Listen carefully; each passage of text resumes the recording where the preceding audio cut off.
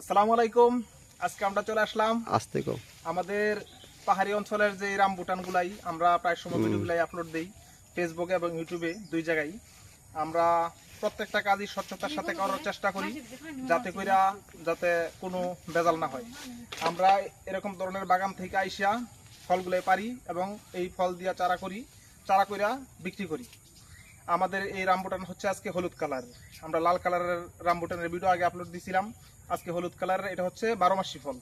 প্রথম ধাপের যেই সিজনাল ফল ছিল ওই ধাপটা শেষ হয়ে গেছে। আজকে সেপ্টেম্বরের 30 তারিখ। বাংলাদেশের কোনো জায়গায় ইনশাল্লাহ আশা করি ফল নেই, তবে আমাদের পাহাড়ি অঞ্চলে 12 মাসি ফল আছে। মালয়েশিয়া আমি খবর নিছি, মালয়েশিয়া কোনো জায়গায় ফল নেই, 12 মাসি কোনো ফল নেই, সিজনের ফল শেষ।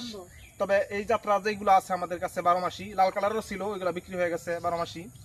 এরকম জাত থেকে যে চারাগুলো উৎপাদন করি আমরা চেষ্টা করি মোটামুটি সারা বাংলাদেশে ছড়ানোর জন্য। যদি কোনো ভাইয়েরা এরকম ধরনের জাত থেকে চারা নিতে চান অবশ্যই ফোন দিবেন। আমার চ্যানেলের মধ্যে, ইউটিউব চ্যানেলে নাম্বার দেওয়া থাকবে, ফেসবুকে নাম্বার দেওয়া থাকবে, যোগাযোগ করবেন।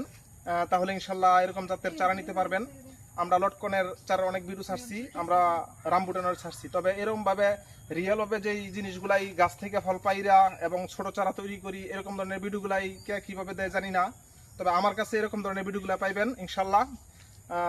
পরবর্তীতে একটা ভিডিও নিয়ে আপনাদের সামনে হাজির হব। এখানে ভিডিও রাখলাম। আসসালামু আলাইকুম।